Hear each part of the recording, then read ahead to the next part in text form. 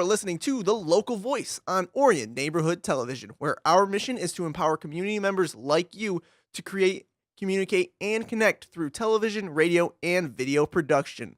Hello and welcome in to Views from the Sideline, episode number 4. Today's show, we talk Michigan State bouncing back against Indiana, the Wolverines routed by Nebraska, Oakland staying hot on the road against a rival, Pistons continuing their plummet down the standings, and Detroit being left out of the All-Star break. Joey goes around the association to break down all the news and notes the fans need to know, and that's what we'll be talking about today. Let's jump right into it. Joey, welcome in. How's it going, Chris? Happy to be on the airwaves with you. Yep, 4 straight episodes. We're going good. We're getting in the rhythm now. Consistency is key, and that's what we're providing the people. Now, let's jump right into it. I want to talk about these Spartans. We tend to lead the show usually with the Spartans, but there's always something to talk about with these guys. They're kind of, like you said last week, they're a lot similar to the Pistons in the way they're just inconsistent. Yep, that's been their biggest issue this whole season.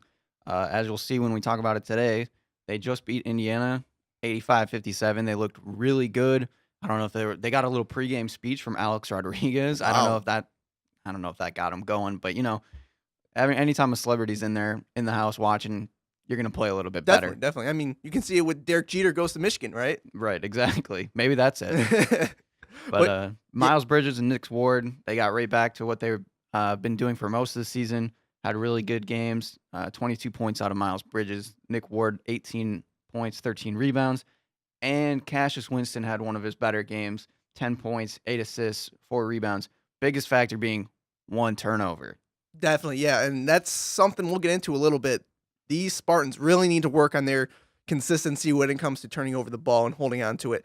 Yeah, Cassius Winston was huge for the Spartans, and my biggest positive from that game was the Spartans' defense. I mean, holding Indiana 57 on the road, that's huge. Yeah, Indiana only shot 34% from the field, 30% from the three-point line, and they kind of got help from Indiana's senior, Josh Newkirk, which I looked up his stats to see if maybe he's a high-volume shooter.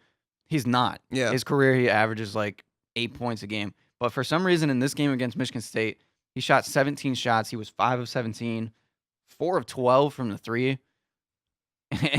So he helped the Michigan State out a lot because he was actually a big reason that Indiana shot so terribly.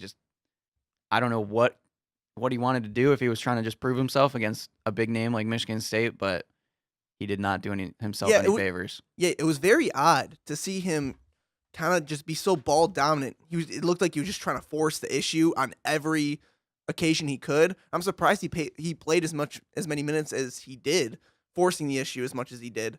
For Indiana, their only offensive production came from Robert Johnson, senior guard. He was 7 for 13 from the floor, 4 of 6 from deep. You would have liked to see a lot of Josh's touches go to Johnson down the stretch there because he had it going, and that was really the only thing Indiana had going. And there's really not much to break down there. Right, MSU had a big game, and Indiana's they took care been of business. Indiana's been struggling since Oladipo left. Basically, they've been struggling. But you bring up some good points. I mean, they continued their success into Illinois their following game. That was a little bit rocky. It wasn't as smooth sailing as it was in Indiana. Right. Yeah. It is definitely still showing that they still got some issues that they're having to work out. Yeah, they won the game pretty handily. Miles Bridges looked good again, but the turnover thing is incredibly discouraging. Especially for an Izzo team. They turned the ball over 25 times, and Illinois only turned the ball over 10 times. So if you take away that it was Illinois and you say MSU played this team, they only turned the ball over 10 times, and MSU turned it over 25 times, you would think that that other team won. Yeah. But MSU came out. Again, Illinois, one of the worst teams in the Big Ten. They've been struggling, and this is where I was saying too, Cassius Winston in this game had 8 turnovers by himself, whereas the game before he had 1 turnovers. And I think in this sophomore year for Cassius, this was kind of his time where you thought he was going to turn into something special. Yeah. And he kind of hasn't done that. And he showed signs of it. I'm not saying he's a bad player, but I don't think he's living up to the potential or maybe the hype that he was built around coming out of UD, Jesuit. But I don't know. this is very concerning for me because even against a team like Illinois, who I said is one of the worst teams in the Big Ten, they're still struggling to handle the ball. And I know this team is young, and we've talked about it numerous times on the show, but you can't turn the ball over that many times and expect to win games, especially when you have to start playing bigger name teams. And, of course, in the tournament. Like, if you turn the ball over 25 times, you're almost never going to win a game in the tournament, no matter who you're playing. Yeah, and you said it here. I mean, Illinois is 0-8 in conference play. That says everything you need to know about how they're playing in the Big Ten. Let me break down the last 5 games for Michigan State, their turnover issues, dating back to the Ohio State matchup. They had 12 turnovers. Not too bad, but still a high number, especially in a rivalry game. Then you're playing Rutgers. That's 13 turnovers. Against Rutgers, that's pretty high. They go against Michigan at Breslin, 18 turnovers. Then Indiana, 13 turnovers. And then we get to the 25 turnovers against Illinois. That's huge. And Michigan State's really going to have to start handling the ball a lot better if they're going to be a threat come March. So that's huge. Yeah. And one thing I want to bring up too, Miles Bridges did start to step up a little bit. He had a really big game against Illinois, and he was a big key factor when it came to MSU coming out of Illinois with the win. Right. And the issue with having all these turnovers and stuff, the bright side of all of this, here's the next few games for Michigan State coming up. They play Wisconsin on Friday. Sunday they get Maryland. That might be a kind of tough one. Then they have Penn State next week. Then they play Indiana again, Iowa. They don't their next hardest game is going to be February 10th against Purdue. They have 5 games to get ready for that Purdue game, which is really good that they have this easier schedule while they're still struggling. Hopefully they can get everything kind of worked out. Like I said, Maryland will be a little bit tougher just because of the program, but all these other games should be fairly easy. I don't know. I guess Iowa's, people talk about being a better team, but Purdue rolled Iowa, so I would assume that this should be fine. But it's a good stretch for Michigan State to still be having these problems. Hopefully they can work it out because they got that big game against Purdue coming up again. Yeah, and it'll help build their confidence, hopefully, or shatter it if they don't come out and play well and the turnover issues continue to creep up. But that's huge. 25 turnovers. 8 turnovers by Cassius Winston. Your point guard. That's a crazy amount, especially for an Izzo team who pride themselves on taking care of the basketball. So that was really kind of upsetting to see this weekend. I want to talk about some Wolverines here. I know we talked about last week on the airwaves, kind of saying how have they reclaimed the spot as the number 1 team in Michigan when it comes to basketball. I still say yes. I know they're starting to cool off a little bit. I still say yes. What's your thinking here? I don't know. It's really close. Now that Michigan has lost this game to Nebraska, they're kind of having a little bit of the same issues that Michigan State are having, just in a different way, like the inconsistency at least. It's funny, though, because I was going to say that Garrett last week, when he was on the show, said that Michigan would lose and they would kind of come back down to earth, and he was actually right, which I didn't want to believe him. I thought Michigan was going to keep rolling. They had a pretty easy schedule here, but they struggled against Nebraska, and it's one of those games, too, where they didn't look terrible. They just could not get the ball to go in the basket, and they struggled from the floor. They were 38% from the field, 4 of 18 from 3, and that's going to happen with a team like Michigan who runs like high-pace, run-and-gun, three-point shooting offense. You're going to have one of those nights. It's still scary to see because you thought this team was on. And you know what this team is capable of. They were on the come up. You thought they were going to kind of start to take over a little bit in the Big Ten. And then they have this game, much of a dud. And the other problem was, too, they were 6 of 10 from the line, the free throw line. And Nebraska was there 15 of 23. So Michigan really has to try that when they're struggling from the floor, from the outside. They need to try to get Charles Matthews, Livers, Jordan Poole, Abdul Rahman, all these guys that are good athletes to attack the basket when they know they're not shooting well. Yeah, Nebraska was definitely the aggressor that night, and you could see it in every aspect of the floor, whether it was defensively, offensively, or just facilitating the game. And Michigan was definitely probably due for a fall-off game, a little drop-off with how well they've been playing above expectations. Yeah, and speaking of how you... when you bring up facilitating, Michigan only had 6 assists in that game. And again, that is a big Yeah. problem for teams that are trying to shoot threes. You need to be able to space the floor and move the ball well. If you're only getting 6 assists on those shots, you're obviously not going to get good looks and you're going to have a poor field goal percentage. So they got to really work the ball around, get good ball movement, have people screening, cutting, moving, and Just get back to the basics for this right. And team. I'm not, like I said, I'm not that concerned. In this game, they still had 12 turnovers. Nebraska had 9, which was really good. And Michigan's normally uh, about 10 or under turnovers. So they didn't struggle in that aspect. So at least they still controlled the ball well. Yeah. They just need to move it a little bit more. Definitely. I mean, the 9 turnovers by Nebraska really just showed they were in control from the get-go. They were ready to go. Now, Michigan, after that just annihilation by Nebraska, they played Rutgers. They started off really slow. They only led 27-21 at halftime, and that's kind of says all you need to know about how that game started. The offense didn't ignite till really that second half, and they kind of put the pedal to the metal and separated themselves from Rutgers, what could have been really a disastrous loss. Yeah, and it's not all that surprising because Rutgers did the same thing to Michigan State. The first half was a little rough, and it's like Rutgers comes out with a lot of energy, and teams have to adjust to it, and they're probably overlooking Rutgers a little bit. So they came out in the second half. They looked really good. The promising thing from this game that I take away is Duncan Robinson finally had a really good, solid game. Like, I've been waiting all season for it. And the sad thing is, too, that this good game, he had 12 points, 5 rebounds, 4 assists. Like, those should be his numbers almost every night. He made 4 threes. He made a great spark off the bench. And the Michigan offense, though, still struggled, which that starts to become a concern. Like, it's the same as Michigan State, where they're beating these teams, but they're not looking great doing it. Luckily, Rutgers shot even worse. They shot 33%. So it was kind of an ugly shooting game all around from both teams. But Michigan, rather than Michigan State, Michigan has a tougher schedule coming up because they get to play Purdue on Thursday, which I was hoping that they would still be rolling and they would be ready to be back at Purdue and attack them and take over from losing that game a couple weeks ago.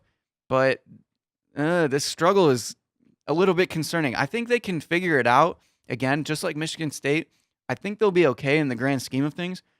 But kind of struggling like this, shooting the ball, going into a team like Purdue that moves the ball so well, and they can score from so many different assets and parts of the floor. They can go inside, outside, and Michigan might struggle again.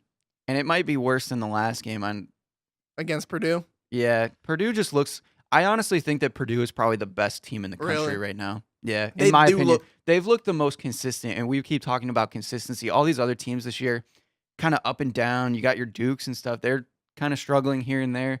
Purdue has looked good. Yeah, it'll all come down to tournament time. I'm really interested to see how they play against those early round games where teams that are so expected to be great really kind of fall off a little bit early rounds. We'll see. Purdue, I mean, they're number 3 in the nation, 19-2, undefeated in conference play, and they're just sitting second in the Big Ten because Ohio State's 9-0, and they just have that little half-game lead. One thing I'm impressed about when it comes to Michigan, though, is Mo Wagner continuing to be that spark for the team. He had 16 points. One thing he's got to do, though, he's got to start crashing the glass, Joe. I mean, 6 rebounds. He's playing 31 minutes. I understand you're more of a perimeter-oriented player. I think I say this almost on every show. Mo's got to start banging down low and start trying to get a few boards at least. Yeah, and the crazy thing too is, like we've talked about, he has a pretty good post-up game that he's developed over the years, and he's kind of turned into a little bit mini of a Dirk Nowitzki. But when Dirk was young, he was still a good rebounder. Yeah, and you got to see a little bit more fight in Mo, I think, like you're saying, to try to really go after some rebounds, because that's how Michigan's going to really create some good offense. If he can get some offensive rebounds, especially, then that leaves those shooters wide open typically. And it just really helps how Michigan runs their offense if they can use him in multiple ways. And he maybe gets a little bit more fight in him, which you're starting to see. Like he's been more aggressive, I think, this year. So that's a good thing. He just, like you said, he needs to be a little bit more aggressive on the glass itself. Yeah, I think it's more situational aggressiveness. Yeah, and especially, too, because Michigan's kind of a smaller team overall. So they need somebody to step up and really just Like- go after those rebounds. Like even against Rutgers, Xavier Simpson was their leading rebounder with 8 rebounds. Your point Yeah, guard. You can't do that. You're not going to be successful down the Yeah. line with your point guard being your best rebounder. yeah, Xavier Simpson's not Russell Westbrook. No, he's So- not. No. Yeah, we can't make a comparison at all. But let's talk some Golden Grizzlies here. Quick transition. Oakland goes to U of D, beats them in their house in what could have turned out to be a really messy loss if you lose that one. They were kind of bailed out. Kendrick Nunn had a career night, his 8th 30-plus point game of the year. He finished with 38 points in a rivalry game. Did he kind of show you something there, Joe? Oh yeah. I mean, Anytime you can put up 38, I know we're used to it. Like we're kind of, you get a little numb to it. yeah, you get numb, but this guy is crazy good, and 38 is impressive, and he's so smooth with the ball and like his shooting stroke and everything. Like he shot still efficiently Yeah, it's not like for he his was 38. yeah. He wasn't just jacking it up. And that's a big thing to look at, especially when these guys are putting up these big numbers. I expected this to be a close game going into it just because it's a rivalry matchup, especially on the road. Even though U of D is having a down year, you have to come in there and expect a tough game. And thankfully, Oakland did. They were up, I believe it was 17 with about 6 minutes left.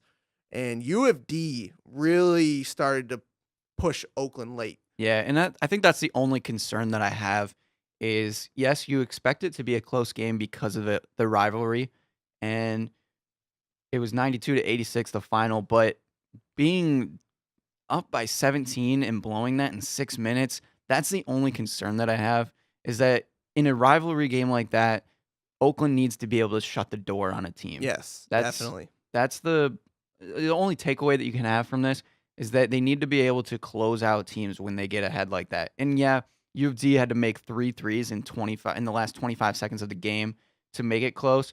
But again, it was a good test for Oakland to see them struggle down the stretch and still be able to hold on for the win. Yeah. That you can say something about that as well, but they need to try to really just close the deal earlier. And I think you bring up a great point, because if it wasn't for the career night of Kendrick Nunn, we may be sitting here right now talking about a loss for Oakland. Right, And- and that would have been detrimental to their season. Exactly. And mostly just mentally, that would have hurt their season. And honestly, too, we say that U of D is bad this year, but they're a little bit underrated because they played and they beat Youngstown State, Yeah, I believe, they beat Youngstown and State. they lost to Northern Kentucky by 2. Yeah. And those are the 2 better teams in the Horizon League.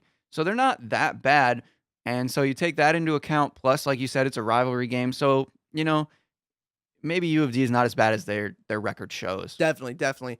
And I mean, this was a good kind of game to get Oakland going as they embark on a huge part of their schedule. They go at Northern Kentucky on Friday, at Wright State on Sunday. You're going to the second-ranked team in the Horizon Friday night, to the first-ranked team in the Horizon Sunday night. And there's not much separation between those two. And my thinking here, this is a really tough road trip. If Oakland can steal one of these games, just one, it kind of puts them in good position for the rest of the season. Oh yeah, and it's mostly a confidence booster again, because if you go go back to last week's show, and Garrett was talking about, it doesn't really matter where you're seated in the Horizon League tournament necessarily, because you're gonna have to win Yeah. to get into the big dance. But this will be a big confidence boost now that Oakland is a little bit healthier. They'll be ready, and this is a big test. The 2 toughest teams in the Horizon League, and arguably Oakland being the 3rd, they can definitely put themselves in the driver's seat. So tune into next week's show, because it'll either be really sad or it'll be Oakland looking at the top of the Horizon League. Yeah, definitely. I mean, like you said, they could be in the driver's seat if they can go out this weekend, get 2 huge games. I definitely think they have a puncher's chance to do so. Oh yeah, if you have Kendrick Nunn on your team, You always have you're always going to have a chance if he can score over 30, and then you got Jalen Hayes, Martez Walker. Like, if those guys play out of their minds, then they can't lose a game. Honestly, Yeah. they could easily win both of these games. They've played both these teams before already. Played them tough, played them close, and hopefully they'll keep this confidence in this win streak building. And We'll have some good stuff to talk about when Yeah, it comes take to it Oakland to 'em. hoops. So yeah, 4-game winning streak. We'll see if that carries on this weekend. Coming up after the break, we're going to talk some Pistons in the All-Star game. Yeah, don't get your hopes up. Please remember that CFL bulbs, those curly, energy-efficient light bulbs everybody is using to save electricity, shouldn't be thrown away in your trash. Neither should batteries or home medical sharps. You can check with your local community to see where they can be recycled. Some retailers will allow you to bring them in for recycling. You can also order simple kits online that allow you to collect your recyclables and simply mail them away to be properly recycled. This green tip was brought to you by your friends at Waste Management. Welcome back into Views from the Sideline. It's about that time in the show where it's really becoming a weekly tradition here on the show. The Pistons continuing their slump. They're on a 5-game losing streak. Seems like we say this almost every other week. Yep. They're 22-23, sitting 4th in the Central. Right now, they're 9th in the Eastern Conference standings, on the outside looking into the playoffs if they started today. And now a full game behind Philadelphia, who is 8th in the standings and have won 3 games against Detroit this year.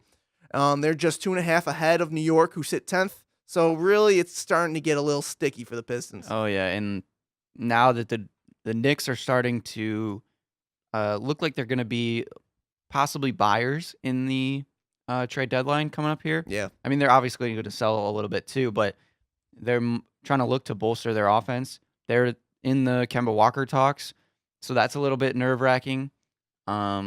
Philadelphia, we already knew would be a kind of a troubled team. Yeah. And they could always make a run, and We the Pistons just cannot get it together. And I guess Reggie meant more to this team than I ever took into account, because something is not right.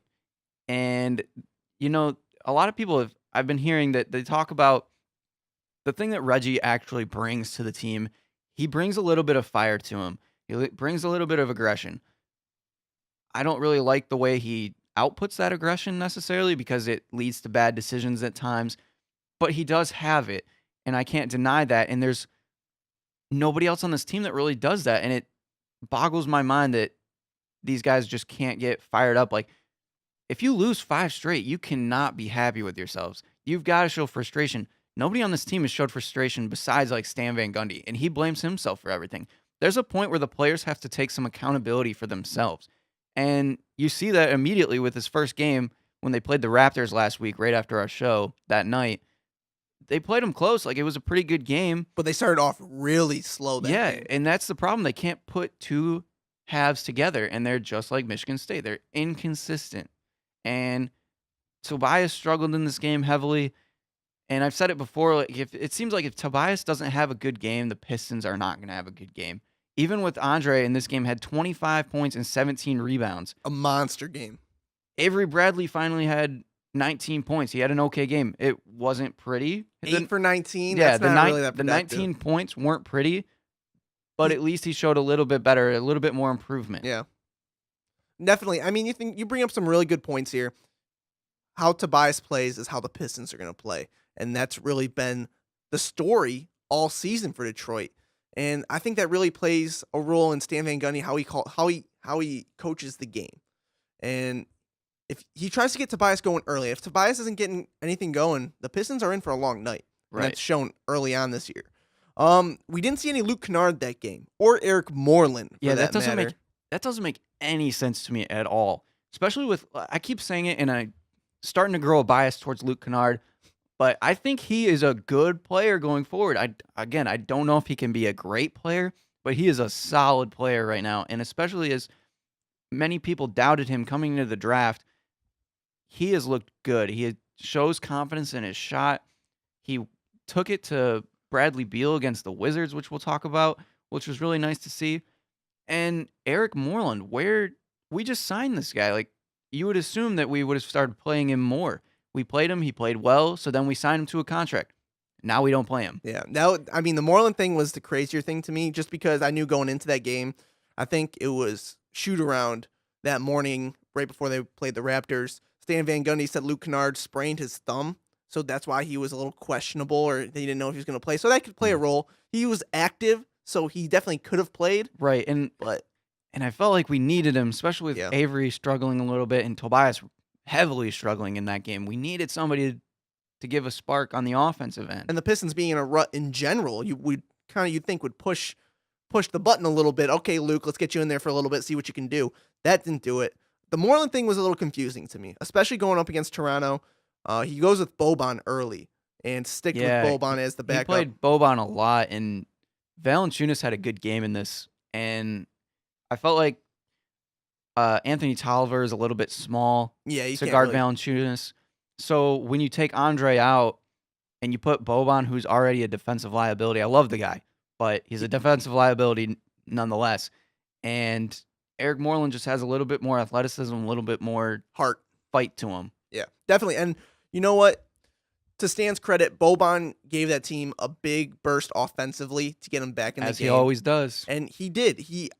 There's nothing against Stan, but it was just, I feel like against Toronto, especially when he went with Eric Moreland to guard Chris Paul in that pick and roll situation with Capella. Right. In Toronto, you have a Kyle Lowry on the other side. You have a DeMar DeRozan. They're still going to run a lot of pick, and whether it's pick and pop or pick and roll, Boban can't get up there. Similar. Exactly. You can't really do that. Now, the Pistons, after that loss to Toronto, are 9-16 away from the Pizza Palace. Which, we expected to lose against Toronto. So that's, I think the bigger problem is this Wizards game. See, I told the people in the hot take a couple weeks ago, they're going to win one game, lose 4 straight.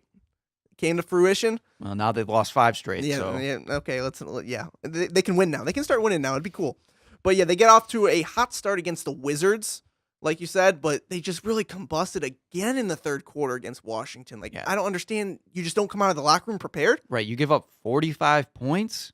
And I know teams nowadays are higher scoring. There's more offense, so you can give up a lot of points in a quarter, but man, it looks bad for your defense. Not to mention the Wizards had 46 at halftime. Right. And then they give up they just outscored their halftime. That's ridiculous. In one quarter. Yeah. And I saw an interesting stat talk after the Washington game. In third quarters against the Wizards this season, the Pistons have been outscored 113 to 59.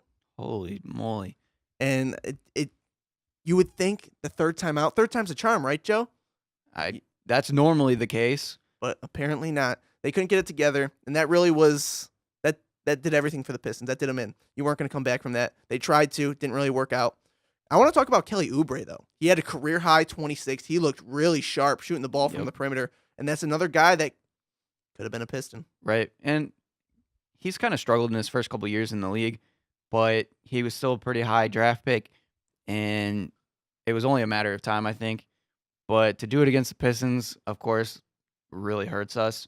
And Washington had 6 double-digit scorers, which really hurts. They have a lot of different threats. And the only good takeaway from this game is that the Pistons bench looked pretty good. They brought them back into the game. They cut it down to 7. And it's kind of like we've talked about before. I'm glad that Stan went with some of the young guys to test where they're at. He had Stanley and Kennard in a lot. But between the 2 players, you had 2 completely different outcomes. Stanley played great defense down the stretch for a little bit. But when we got close, he took 2 really bad threes early in the shot clock. He was playing so good on defense, and he just ruined it by little mental errors.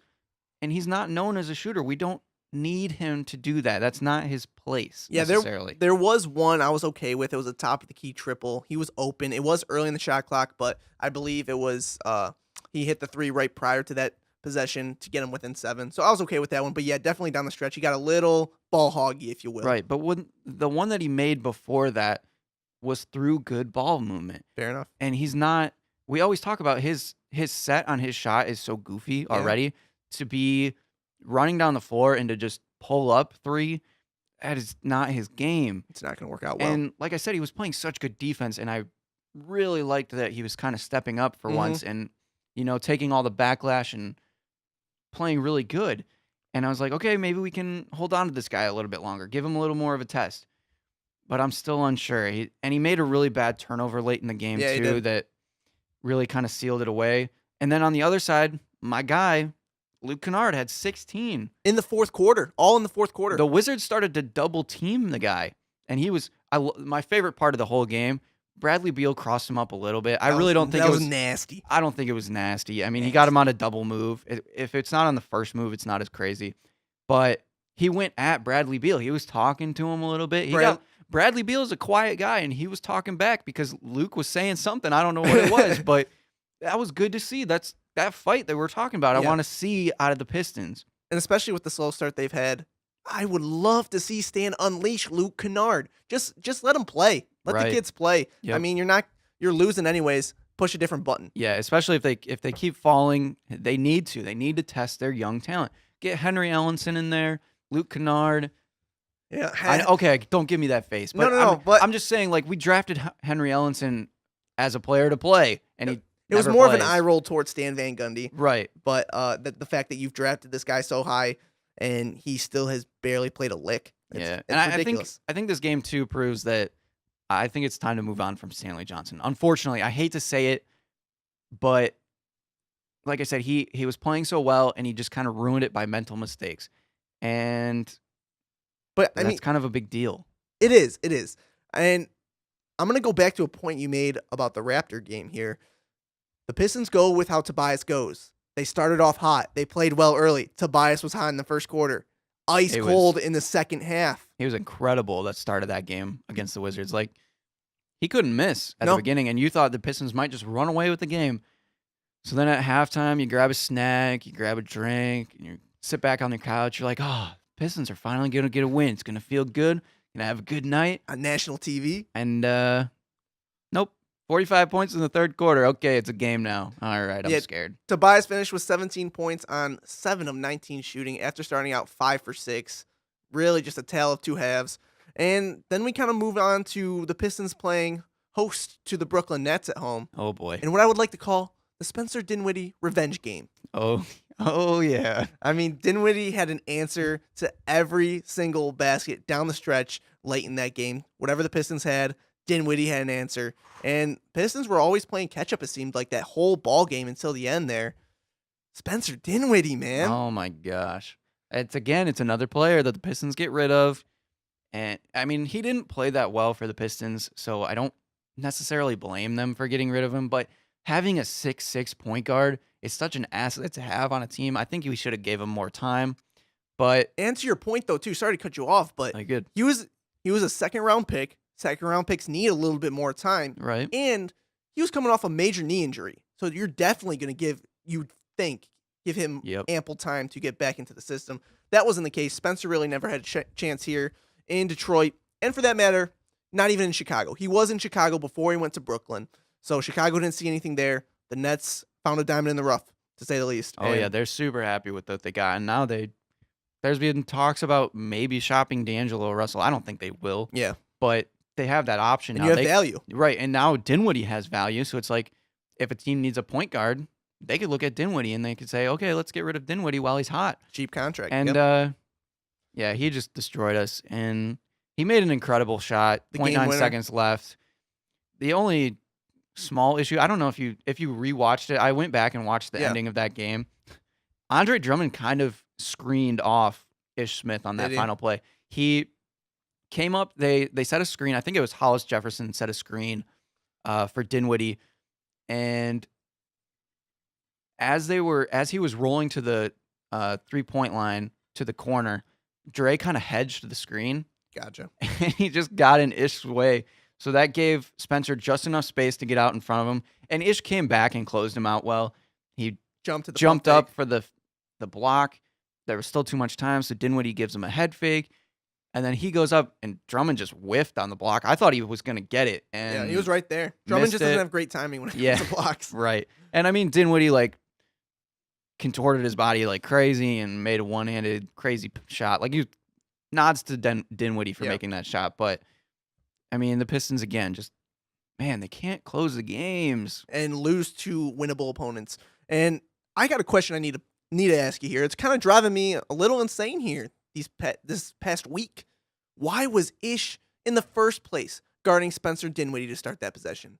That makes no sense to me. Yeah, I've heard people come up with that, and I Well- can agree, especially like we said, Dinwiddie being 6'6". That's a hard guard. Like I'm saying, I think Ish needed to guard him tighter before he got the ball. He gave him too much space to get out ahead, because when you're 6'6", you're going to have just that extra reach, that extra foot ahead of him to step. Definitely. But here's my thing. Spencer Dinwiddie was a killer the last 5 possessions. You knew the ball was going to be in his hands to end that ball game. Right.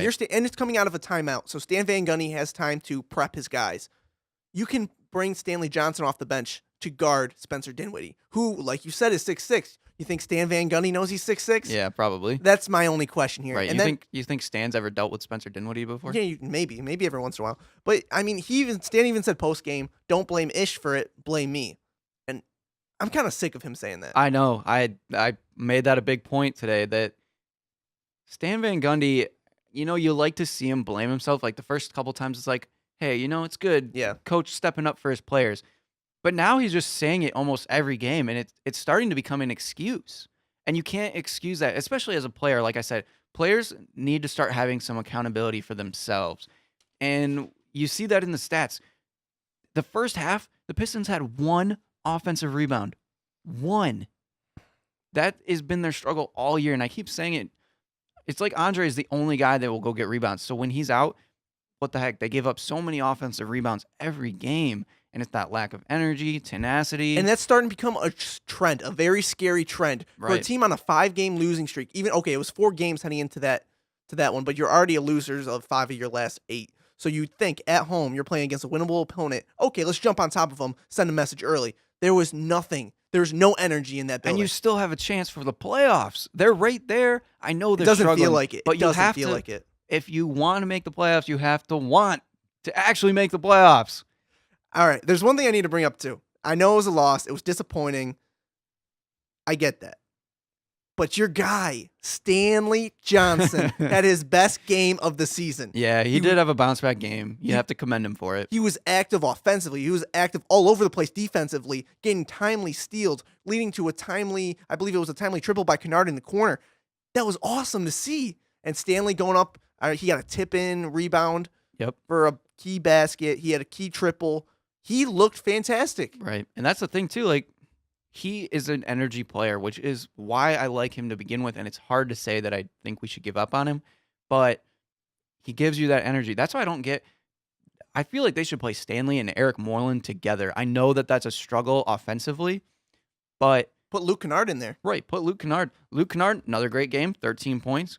Andre, Avery Bradley, and Ish all struggled that game, and all these guys stepped up, which is nice to see, but man, we got to get this inconsistency out of here. And Luke Kennard and Stanley seem to it seems like they're kind of gelling together a little bit. They're Little playing- offense, defense kind of thing. Exactly. And Luke even made comments post-game. He loves playing when Stanley's on the floor because he knows Stanley's going to be the aggressor defensively. Let Luke kind of take over on the offensive side of things. It was good to see. Right. But let's jump in here, Joe. We got Luke Kennard versus Donovan Mitchell Wednesday night. It's the matchup that people want to see. I mean, the schedule gets tough. Is it It's really? what I want to see. Do the people want to see Detroit versus Utah? The people, as in me and you, yes. Okay, we well want to see then, it. then we'll say yes. But yeah, this is a big game. This will show Kennard some top level rookie competition, and it'll kind of show where he's at. I think Donovan Mitchell obviously is a better player right now, but Kennard again could step up, maybe show some of that fiery passion that he's starting to accumulate. Yeah, and hopefully we'll see maybe if he can grab a start here tonight, because Stan said shoot around this morning. Reggie Bullock is active, but likely will not see time tonight. Yeah, So that and opens up a spot. hopefully, though, that if he does start, I really would like to. We've talked about it before the show. Hopefully, he can get 30 minutes. I would Yeah. really love to see a complete game out of Luke Kennard and see what he can actually do, and given all the time. And I mean, we talk about this every week. The rotations change game in and game out, and that's really unfortunate. It doesn't let players get into a groove, I feel like, and especially with a guy like Luke Kennard, who all his career has expected to play almost the whole entire game. Yeah. He's going to come into the game a little bit cold, so you got to give him time to gel in there, work his way into the offense, and get his shot going a little bit. Yeah, and But- we need to find out what to do with this lineup, because we have the Jazz tonight, OKC coming up, and then we play Cleveland, and then we play Cleveland again. That home and home is going to be tough. I don't care how bad Cleveland's playing. They always seem to play well against the Pistons. Oh yeah, they'll have a career high or a team high in 3-pointers. Oh yeah, that's always how it goes. And they really, I remember, what was it though? Pistons were 14-6 at the time, and that's when Cleveland really took it to them early, and we lost by 30, I believe, the night after. Yep. But it was rough. We talked about the schedule coming up for the Pistons. It's not looking good. The OKC one's going to be tough. Cavs home and home tough. You could be looking at, again, another 1-4 stretch. You really could. And that's really just And that's if they iffy. beat the Jazz tonight. And that's another tough game. I know the Jazz are 19-28, but the Pistons historically struggle against the Utah Jazz. Yep. And it may be time for a real rotation change if you're Stan Van Gundy, a permanent rotation change. Mhm. Whether it's starting lineup, whether it's your rotation off the bench. You're going to be 22-23. You lose tonight, 22-24. Couple games out of the playoffs. You gotta do something because Reggie's not going to be back till what, after the All-Star break? After They said the now? yeah, like February 20th to, and that's at the earliest. Right. So Maybe you got to figure March. out something to suppress the bleeding a little bit. Yeah, definitely. We're going to head to another break here, Joe. But once we get back from the break, we're going to break down what's been going on in the NBA. Lots of crazy stuff. A lot of crazy stuff as we get closer to the NBA trade deadline. But I want to talk to people. I want to let them know that it's that time of year again. ONTV is prepping for our annual food drive to benefit the Oxford and Orion FISH Food Pantry. And the food drive is scheduled for Saturday, February 10th from 10 a.m. to 4 p.m. Join us this year to stock those shelves. For more information, call ONTV at 248-393-1060. We'll see you right after the break here on ONTV. Please remember that CFL bulbs, those curly, energy-efficient light bulbs everybody is using to save electricity, shouldn't be thrown away in your trash. Neither should batteries or home medical sharps. You can check with your local community to see where they can be recycled. Some retailers will allow you to bring them in for recycling. You can also order simple kits online that allow you to collect your recyclables and simply mail them away to be properly recycled. This green tip was brought to you by your friends at Waste Management. Welcome back into the show. Let's jump right into it. Let's go around the association here, Joe. I'm going to give you a few topics. I want to get your first opinion on it. Kemba being shopped by the Hornets. Pistons give up everything for him. Everything? No, not everything, but I wish the Pistons would go after him. And yeah, the Hornets are heavily shopping Kemba Walker. And then they kind of backed off on it. There was an announcement that Michael Jordan made that said he actually wants an all-star for Kemba Walker, similar to a Kawhi Leonard. Yeah, okay. Which I don't think is going to happen. But yeah, Kemba Walker is being shopped because the Hornets have made some really bad contracts. Dwight Howard is being overpaid. Nicholas Batum is being overpaid. Marvin Williams is being overpaid. Go down the list. And the only way to get rid of those players is you have to shop your all-star player. So teams around the league, including the Cavaliers, the New York Knicks, they are all jumping in on this Kemba Walker talk. And they are trying to give everything they want. But the biggest one being the Cavs. And the Cavs do not want to give up their Brooklyn pick that they have for Kemba Walker. And, of course, the Hornets want it. So that seems to be simmering down. And I don't know if he's going to actually get traded the more that I keep hearing stuff. It seems like those talks are starting to die down. Everybody was super excited when the Hornets announced that they were going to give him up or talking through about back it. channels, Right. yeah. But it's looking less and less likely. And I really wish the Pistons were one of those teams to jump right in. And again, I don't think the Pistons have the assets to attain Kemba Walker. Now, I want to stop you right there. I want to pose this question to you. If you're the Hornets and you're listening to a package coming from the Pistons, what would it take? What would it take to get a deal done? Whew. I don't know. That is so difficult because obviously the Hornets are trying to rebuild at this point if they're going to give up Kemba Walker. So they're going to ask for Luke Kennard. That's the first, yeah. And we all know how I feel about Luke Kennard. And he's one of my untouchables only because I'm feeling that he's going to be one of those players that the Pistons give up and you give him a little bit of time and he's going to start to improve and he's going to be one of those players that you regret giving up. And I don't know any other big scenario that you would want to give up for Kemba Walker. I guess you could give up Tobias, but that scares me. We've talked about it in the past that would shake up the lineup situation for the Pistons. They're Huge already shake-up. struggling at the wing.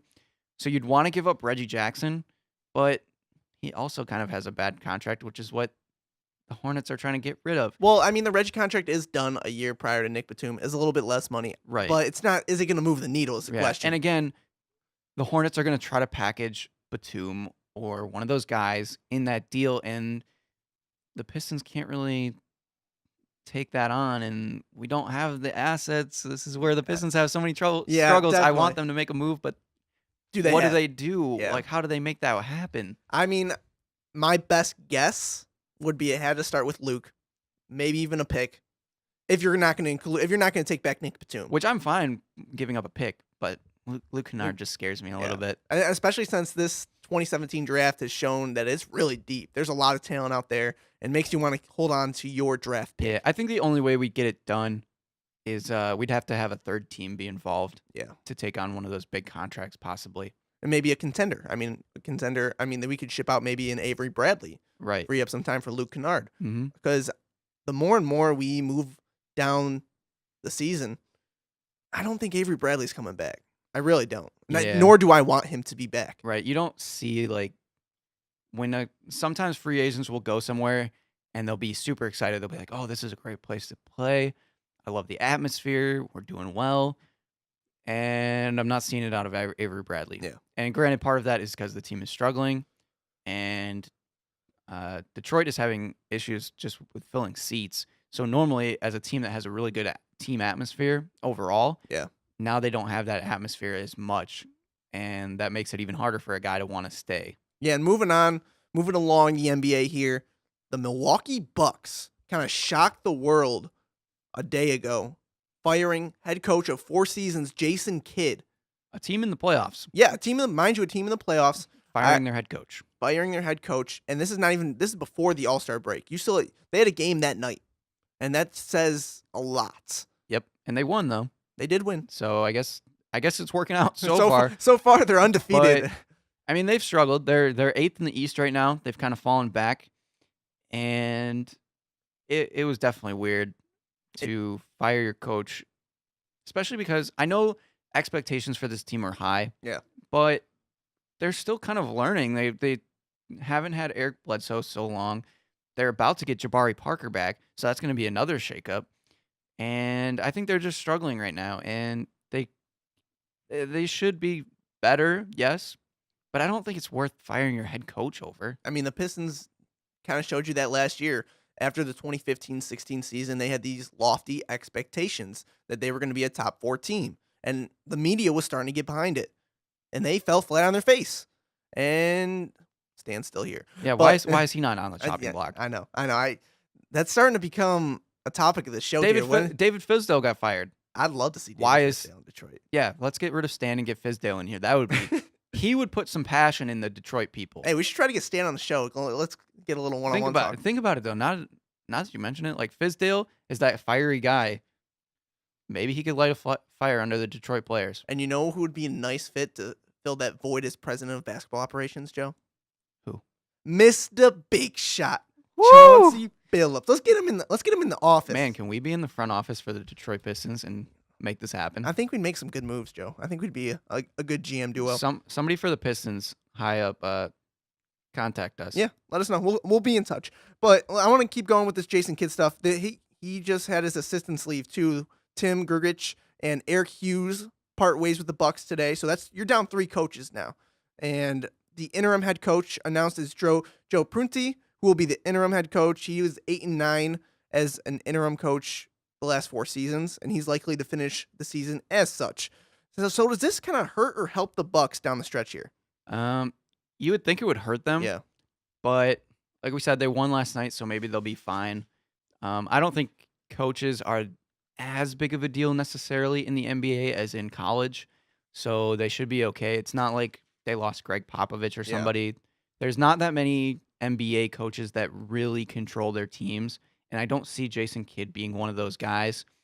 He was more probably just like a supplemental coach almost. Well, the really interesting part to me was how aggressive Giannis Antetokounmpo was to try to keep him as a head coach. Right. And there was a lot of stories coming out on ESPN, coming up on Yahoo, saying how Giannis talked to Jason Kidd and said, "Do you want me to talk to my agent? Do you want me to talk to the front office to get you to stay here?" And Jason said, "No, let the cards fall how they may." Which is especially disappointing to see your star player want the coach. But who did they replace? Was it their GM or their president, the Bucks? They replaced their president and GM. Both. Okay, they both of them. So that was part of the reason why Jason Kidd is probably leaving. They're Yeah. trying to bring their own guys in, and John Hammond left for Orlando. That was having and this change everything up. So that's kind of all it is. It's just a weird time to be doing it. definitely. That's the thing that I question the most. We're not even at the All-Star break yet, and that's when you're doing it. Let's go around the Central Division a little bit here now.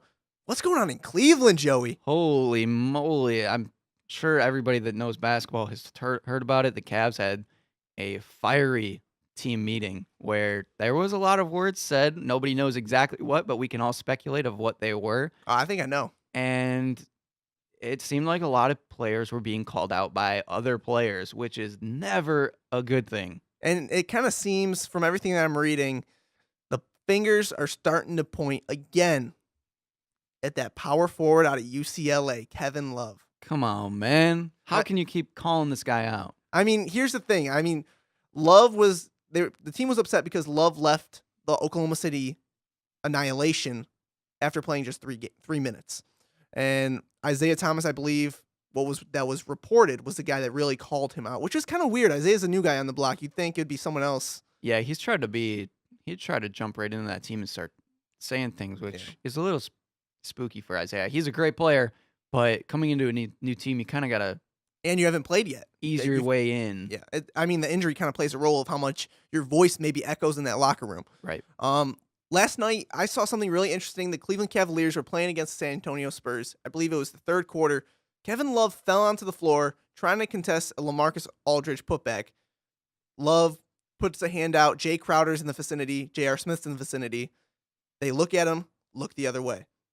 That was kind of a telling factor to me. And that just doesn't make any sense to me at all. Kevin Love is the second best player on the Cleveland Cavaliers right now. And I don't think he's done anything wrong. Okay, he got sick. That's acceptable. The only issue is that he left. A lot of the players were upset that he left the facility. He left the arena. Yeah. So he basically went home and sat on the couch to watch the rest of the game. And I understand that. But LeBron James last year had rested so many games. And if they didn't change the rules, he would have been sitting too. And like Kevin Love, okay, he sits out one game, he leaves. Why is everybody jumping on the bandwagon to just talk badly about him? He cannot be the one to blame, especially if you think about the two guys that didn't extend their hand. J.R. Smith having a terrible year. He was supposed to be a good shooter. He was excited. He was supposed to have worked really hard in the offseason, going to take the starting spot, and Dwayne Wade give up the starting spot for J.R. Jay Crowder, this big acquisition. They thought, oh, he's going to bring a defensive front to the Cleveland Cavaliers. He's going to make some threes.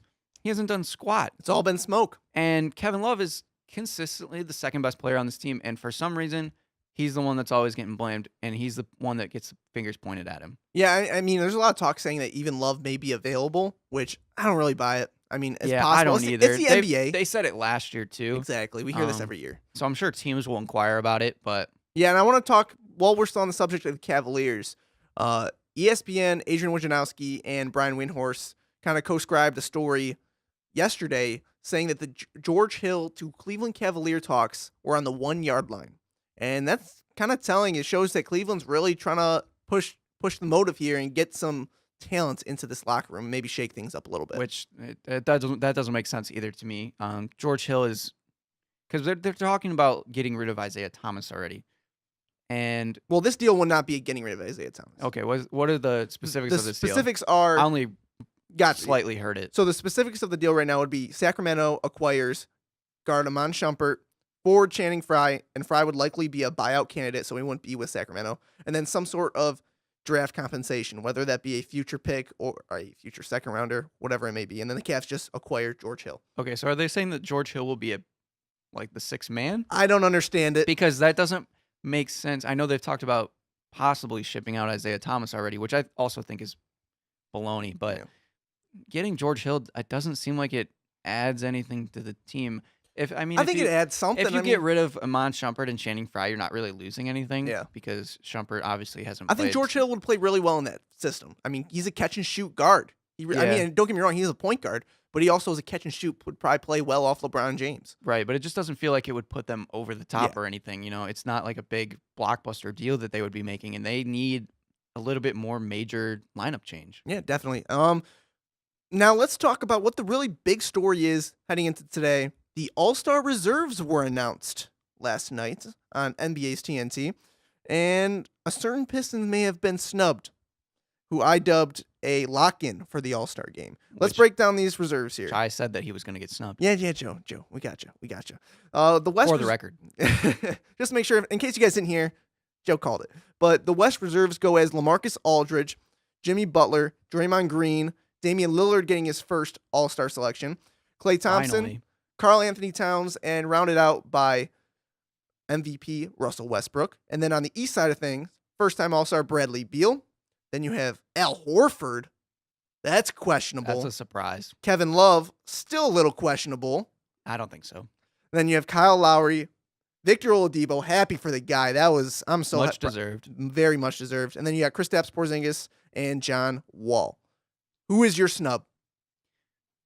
Man, when you see Al Horford, I don't know how you can say Drummond isn't deserving. Yeah. And the unfortunate part is it probably starts to play into the Pistons' record, how they've fallen from the spotlight, and people start to forget about Andre Drummond. He's having career numbers. He's shooting great from the free throw line. Probably his best season of his career. So to see Al Horford make it, then now I feel bad for Andre Drummond. The only other guys that I could think of that maybe also got snubbed would be Ben Simmons, because you see in the West, Draymond Green got picked, and Ben Simmons has very similar numbers. Another one, Chris Middleton from Milwaukee. He's having an outstanding season, former Piston. And yeah, the Horford is the only one that I would disagree with. Yeah, definitely. And that's really, we're going to find out next week what the teams actually are. They are going to announce it Thursday night, so that'll be right after this gets posted. So we'll have a lot more to talk about when it comes to All-Stars next week. I want to do a quick burning take segment here, about 30 seconds on the clock. Joe, what's your burning take for this week? The Pistons keep losing, and I don't know if that's that much of a burning take. And real quick, I want to make a shout out to DeMarcus Cousins. He had that 44 points, 24 rebounds, 10 assists game. Shout out Boogie. First one to do it since Wilt Chamberlain in 1968. Wow. Okay, Chris, what's your hot take? You stole my hot take, Joey. Completely. What? I don't think these are hot takes then. They're really not. We might need to call it a new segment. These are room temperature hot takes. The Pistons are continuing to plummet, probably go 1-4 in their next 5, just continue to distance themselves from playoff contention. And that's it for the show. That's our show. Thanks for tuning in for another episode of Views from the Sideline. Episode number 4, consistency is key here. You've been listening to the local voice on Orion Neighborhood Television. See ya. Bye.